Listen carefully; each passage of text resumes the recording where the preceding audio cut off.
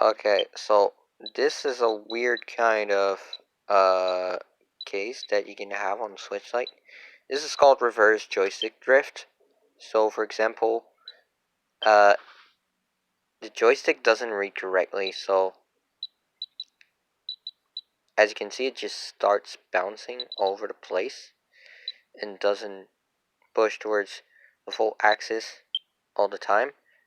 It tends to get back to the middle, which is a reverse joystick drift.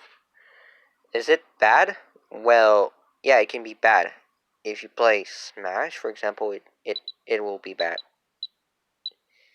But it's definitely better than joystick drift itself. Though it's still definitely an issue. And if you look at my thumb, I'm literally keeping the joystick in this axis angle.